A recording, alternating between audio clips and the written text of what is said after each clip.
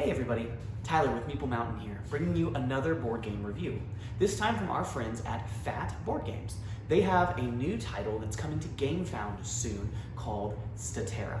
Statera is a dual asymmetric style game with unique factions and victory conditions based on who you play in this really beautiful art style that we have here. Statera has a lot going for it. It has really interesting art. It has a really unique piece of table presence that I think adds a lot of flavor to the game, but also is very practical and useful in-game, which I'm excited to show you that as well. And it has this idea of dual asymmetry where there are two unique types of factions that are at play and at war at any given time in the title. So I'm really excited to show you this one. So without further ado, let's jump to the table and learn how to play Statera. Welcome to the world of Statera. This is an asymmetrical battle and area control style game in the vein of Root, where every faction is unique. Every faction is going to bring unique asymmetry and abilities and skills to the game, along with there being two distinct types of factions that are at play in the game. On the left and right side of the board, you will see the Fawns and the Champas, which are the nations of the world of Statera. Think of them as the NPCs, the peasants, the normal folk living around trying to develop buildings, acquire land, and just live a good life. This game will play throughout eons and eons of time, and so the nations will have to continually be birthing and developing and having new units come to the board, but then also those units will be dying of old age and passing away as the time passes forward. So this is a very interesting mechanic for the nations. At the north and south, the top and bottom of the map, you'll see two different boards with much different look, layout, and unit count, and those are the gods of Statera. We have Faerun at the top in gold and the dragons here at the bottom. And so the gods are actually working to control and manipulate the entire board state in a way that is advantageous for them. They'll be working to move their avatars around the board. They'll be working to they're called legates in this game. So the legates will be working to convert people to their faction, their cause, making them believers in their particular religion, praying to them as their deity. They'll be converting buildings that the nations build into temples. These will be special places where they can create more followers or even ascend their followers and bring them to the great scales in the middle of the map. I'm sure you've noticed the large scales sitting there in the middle of the map. These scales actually are where souls of the believers who have passed on may potentially be placed. And those souls that go to the scales will actually begin to tip those scales in favor of one of the two deities. If the scales, depending on the scenario, ever tip too far in the favor of one deity, they will win the game. So the nations will be working to try and keep the scales balanced so that they can continue to move on with their lives and not get caught up in this arduous war that the gods are waging on their land. And the gods, of course, are working to try and convert so many followers of any faction, a particular faction or both factions, to their cause that they cause the scales of fate to tip in their favor. This creates a really interesting dynamic in the title, which is this weird pull between factions and gods, where gods are competing with each other to convert believers of the nations into their acolytes and send them to the scales. And the nations are, while competing with each other sometimes for control and areas that they may need, they're also working together in some ways to make sure that the gods don't get too many believers too quickly, to kind of keep things balanced, keep the game moving forward so that they have a chance of winning as well. Now, that's a high-level overview.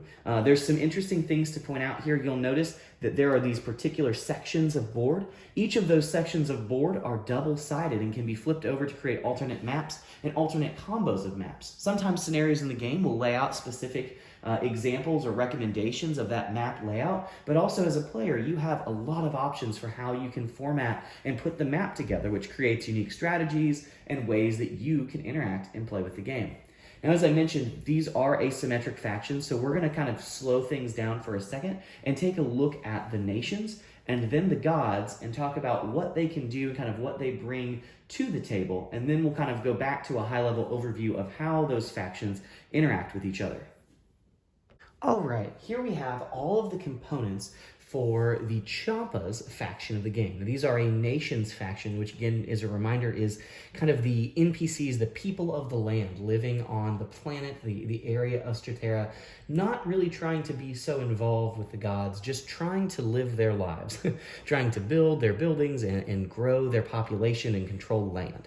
And they're kind of caught up in this battle of the gods. So let's kind of break down everything we see here and kind of look through what you could expect if you were wanting to play as a faction, either the Champas or the Faunas as a nation in a game of Statera. So you'll notice we have our buildings over here on the right, as well as our little units, our little Champas units. It is worth mentioning at this time as well, just to note, this is an advanced prototype. There's only 9 of these in existence, and so all of these pieces were hand-created, hand-painted, hand-everything by the team over at Fat Games, and so every component piece here you see is a very, very early prototype, and all of the production value will continue to elevate and grow from here. But I think this is a very playable prototype that has some really great pieces already. But anyway, so we've got our units. The Champas are trying to build buildings and place them onto areas are called campsites, sections of the map. Think of them again like clearings in Root. They're trying to gain control of those particular campsites and grow their unit count, get their people out there on the board. Now, you'll notice here there's a very clear kind of run through of your turn, your campsite building costs, and some default actions that you have available to you as the Champas player. These are, again, kind of akin to the Root idea where you'll follow and flow through this turn every turn, and it makes a really great player aid for someone who's maybe a newer player or not as familiar with these types of deeply asymmetric games. So this will really help flow through that process. Now, there are advanced actions that you can unlock over here on the left-hand side. You'll notice there's 6 cards over here that are unique actions that you could have access to if you want to use them. And they're going to give you special abilities and unique abilities that you can use to grow your army, make additional buildings, maybe move and battle the Fauna's player and try to get the leg up on them. There's lots of different things you have access here too, but the neat thing to point out is you'll notice on all these cards there's a skull with a number ranging usually from 1 to 2 on the right-hand side of those cards. That is the cost associated with those cards to make them, which is effectively time. When you play one of those cards, you have to actually have that many units pass away from old age in your control. And so you'll have to make sure you have the Champas units to be able to play these advanced cards. And so planning when you play things and how to grow your unit count in the proper place is kind of the key strategy when managing a nation, because again, this is from, in a lot of ways, the gods' perspective of time. And so this is played over hundreds of thousands of years, and as you go through this kind of narrative scenario. And so of course the units, these poor mortal peasants here, are passing away of old age. And so as time goes on, you're losing units as you try to also gain units. On the right hand side, you'll notice that we have battle cards. This system in Statera for Battle uses kind of a secret battle card option. You may play or not play a battle card, and that battle card will do something for your team or your faction as you go into battle. Unit count is combat is very clear and simple, like whoever has the most strength is going to win that battle. The difference between the two strengths is how many units pieces have to be lost, and so you're doing some kind of quick, simple math, which those battle cards will allow you to kind of optimize or plan out your turn. But again, for a nations player, this is everything that you would bring to the table to play, and you'll kind of notice you flow through a very simple turn progression where you're working to gain new units, potentially using the action cards that you have, perform those actions, and then if you qualified for an event card, you would play an event card. Event cards are gained by filling up campsites with buildings and doing lots of different actions throughout the game. They'll give you access to events, which are always going to give you a choice of an advantageous option and then something that kind of happens to the table. So we'll take a look at all of the event cards that you have available here in just a second. All right, here we have a look at one of the god factions in the game.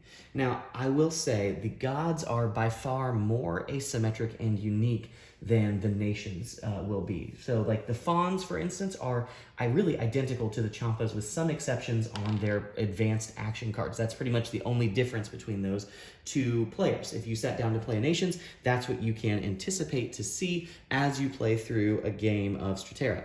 The gods, on the other hand, get far more asymmetric in how they work. Now remember, the gods are effectively trying to gain believers and ascend those believers into their realm so that they can use their souls to fuel the scales of fate. And they'll be placing these meeples as they get them onto their temple, and then they'll be placing them onto the scales themselves and putting these little guys onto the scales, which will hopefully tip the scales in their favor so that they can win the game.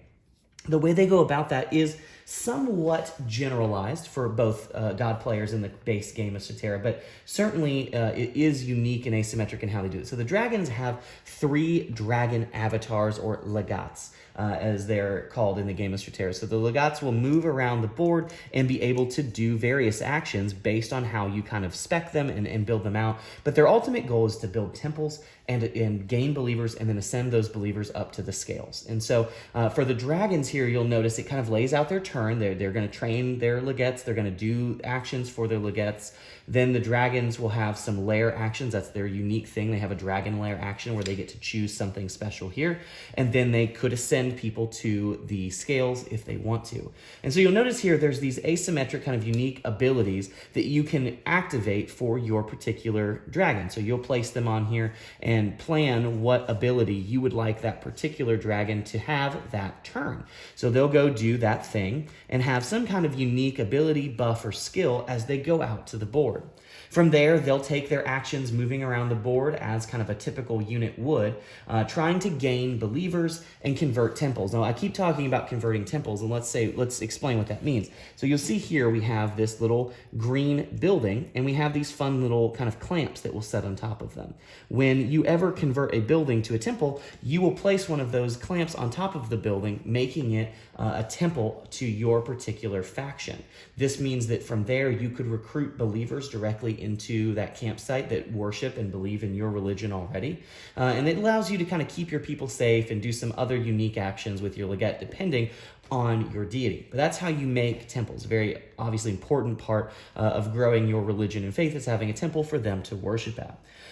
But yeah, so you'll go through your turn, getting your legates out there on the board, doing specific actions, building your temples, creating believers, and then collecting these little guys to your home base here. And then again, if you want to, you can ascend those guys to the scale and place them up on the scales to hopefully help tip the scales in your favor. The other deity, Faerun, functions somewhat similarly to this strategy, but he has more legates and gains additional actions based on how many he has in play. And so while the dragons are far more powerful with their kind of flexibility and different skills that they can have unlocked, Faerun kind of goes with the Zerg Rush kind of swarm tactics where he just has a lot more of them out on the board. So different strategies, but the same general idea. Get temples, gain believers, and get them up to the scales. So let's go ahead and take a look at one of the examples of event cards that you can see in the game, and then look at a campsite and get a better idea of what we mean by believers and how that flows in the game. Here we have an example of some of the event cards you may see in a particular game of Statera. Now, it's important to note that gods and nations can gain event cards. They can gain them by doing specific actions, fully building campsites with buildings, winning conquests against other legates, depending on if you're a god or a nation. There's lots of ways you can qualify, but the thing to note is when you get these event cards, you'll resolve them at the end of your turn. But the way you resolve them is a bit different depending on if you are a god or a nation. So if you're a nation, you're going to kind of read the fun flavor text here, and then you'll look at the bottom of these and you'll decide which ability you want to resolve. This game has a pretty simple, straightforward key of actions that will kind of walk you through what you're able to do with those particular actions. And so you'll be able to choose how you want to kind of resolve one of these actions, whether you want to battle or move or add additional units. There's lots of things that you can do on these cards. There is one thing, though, that will happen to everybody, which is based on the number at the top of the event card. This is going to give that each nation player that many additional units that they can place on any campsite they control out to the board. So this, again, is a kind of a representation of time. So everyone would get, in this case, 2 additional units out to their board. But the player who played this, a nation, so the Champas or Faunas, would be able to choose like, oh, I actually really want to battle now. I'm going to go fight. Or, oh, I need actually an additional unit. So they're going to get 3 units instead of 2 to try and outpace their opponent. That's how it would work if you play this as a nation's character. If you are a god, then again, everyone gets both the nations get their particular units for time passing. But then the god actually decides who to bestow what particular action to. So again, in this military relax example here, both the Fawns and the Champas, so blue and green, would get their units. Then let's say it's the dragons. The dragons, as a deity, could choose who to bestow, let's just say, a battle action to. They could choose to give it to the Champas or the Fawns. This adds a really cool element to the game, which is one, of course, as the gods, you get this really unique feeling of kind of bestowing your grace, your blessings upon the mortals. But you also have this idea of you could have a favored god. So I've seen games played where kind of each god picks a nation and sticks with them, and you kind of have a deity backing you as you go to war and do these various things. Or perhaps they try to negotiate the balance between the two and interact with and maybe slow down one nation, help the other nation. It gives you control over the battle and the whole landscape in a really meaningful and kind of noticeable way. This also is a fun kind of negotiation aspect where you can try to control the actions that the mortal players, the nation's players, are taking on the board by promising them gifts of favors through event cards. And so there's a lot of fun to be had with the event card deck, and I think it adds a really cool piece of flavor to the game. All right, now we have kind of a zoomed in view of a particular campsite section on a piece of the map for Statera. Now you'll notice there's roads that can connect and build. You'll build this map out in the sections as you go, but each of these campsites has a pretty typical feel. Some may have an anchor port, which means you could move from water, so from an anchored port to another anchored port. That gives you more mobility options. The map is actually kind of deceptively well connected. You can get to most places very quickly, and it makes a nice feel. Nothing is isolated or super defensible in that sense. So you're able to always kind of feel the pressure and the mobility options that you have at any given moment. But let's talk about the general layout of a board. So you'll notice there's kind of this middle section with 2 building spots. Then there's a left and a right side. So what does all that mean? This is the base camp. Whenever you move in as a nation's player, you're going to move in and control from the base. When you build a building, you're going to build that building to the middle, the base section of the board. If, as I mentioned before, you ever fill up a section of the camp entirely with buildings, you will get an event card as a reward because you have completely built up this campsite. It's fully developed. Hooray, hurrah for you. If a building ever goes away for any reason and you build it again, you actually can qualify for that event card again. So there's a cool kind of stacking combo way there. Now, anything that lives in the middle, like the little guys here in the middle, they are called atheists. They don't have a religion. They just want to farm and fish and do all the great NPC things that you can do as a person living in Statera. Now, you'll notice there's these sides. The sides represent the gods that are at play in this area, in this land of Statera. This symbol here, the gear symbol, is a symbol for Faerun, the god of cats, and he is kind of a trickster god and does all kinds of silly things. So that's him. The leaf symbol over here is representative of the dragons in this particular game. So when you have atheists living here in the camp, they're living a nice, happy, normal life. There are lots of ways that people can become believers, but let's just use the example that a legat, so think of them as an avatar, a disciple, whatever you want to call them, of the deity, is going to come down here and try to start converting believers to their religion.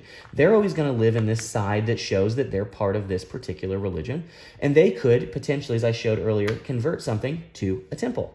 When they do, that temple will come over to their section, and now they have an established temple.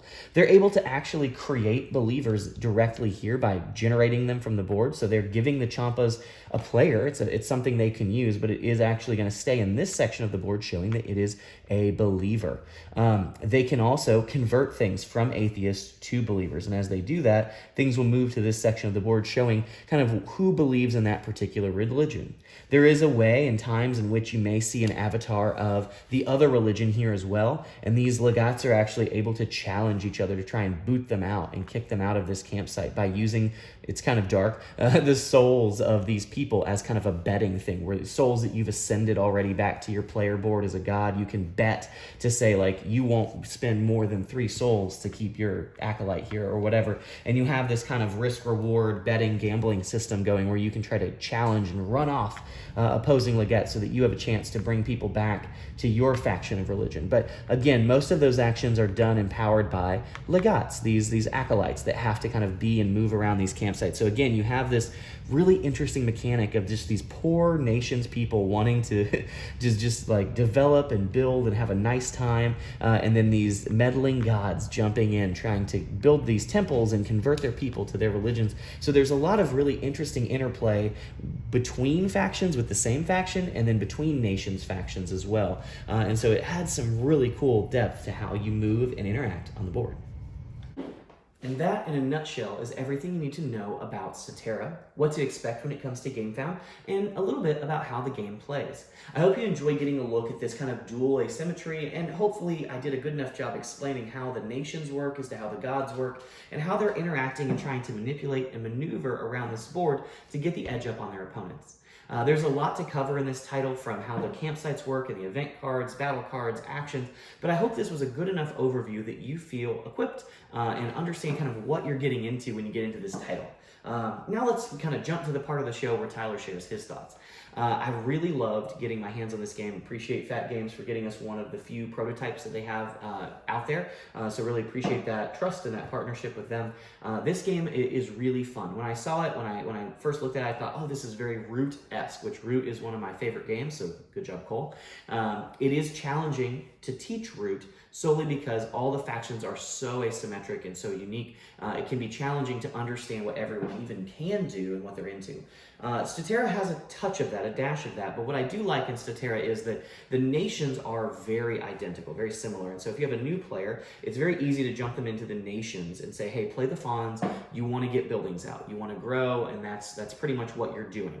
The asymmetry really dives in with the gods and how they act and interact, which it's important to know how the gods kind of generally work as a nation, but it's not so essential in the Root level where you need to know every aspect of what they do. So to all that to say, I think Statera does a good job of having kind of a nicer, softer entry point potentially for a new gamer, maybe not as advanced of a gamer, and then having a more high-end, challenging aspect of the gods and how they work and maneuver around the board. Now, the thing I love about any game, and you know this about me if you watch my stuff, is I love replayability, and Statera has a ton of that. It has replayability from the factions and the gods. It has replayability from the multiple maps that are double-sided where you can have different layouts and arrangements. It has replayability in the fact that this has a very Ankh-like scenario system. So if you're familiar with Ankh from Eric Lang, it has a scenario booklet that has different layouts for player counts, different rule modifications, victory conditions, all that. For this particular game, we were playing a 4-player game where it plays over 9 rounds, and the gods are trying to win by getting 3 or more meeples on their particular scale than the other god. If they do, they win, the game's over. If not, we go to 9 rounds and no one has won, the nation with the most buildings win. If they have a tie, then they just share the victory. And so that's a cool mechanic. And there's different scenarios for different player counts. One has like the dragon god kind of running away with one of Faerun's rings of power, and he's chasing her, so there's a bit of cat and mouse. And there's all these different rule changes and conditions that keep the game fresh and replayable and fun. I had a blast getting this to the table. I love the table presence of the scale and just the way that it interacts and plays on the board. I love the art. I think the art is beautiful, very well designed. It adds a lot of flavor and heart to the game. I will say I wanted to see more of the battle system. There's only 4 battle cards right now. It's a little light. Battle's pretty clear of who's doing what, so there's not as much depth of strategy and trickery that I'd like to see there. I do know that in GameFound, a big focus of the stretch goal is going to be expanding that battle card deck, so I'm excited to see more of what they can bring on that front as well. Yeah, this is for a prototype, a very playable prototype. I love the heart and the art that came into it. I love the asymmetry that I'm seeing, and I'm really excited for the final product on GameFound. Really excited to see what Fat Games brings to the table here, because I know it's going to be quality. So I'd encourage you to hop on GameFound and check out their new title and back it if you are so inclined, because I think this is going to be a hit. I think it's going to be in that vein of Root-esque asymmetry, which is a blast, and it's going to bring hours and hours of fun to your game group. So if you're looking for something in the area control asymmetric vein of things for your collection, I'd encourage you to check out Statera. Going to be on GameFound very soon.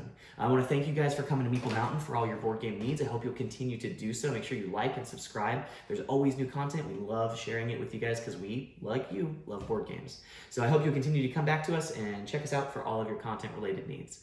So as always, guys, thanks so much for checking us out, and happy gaming.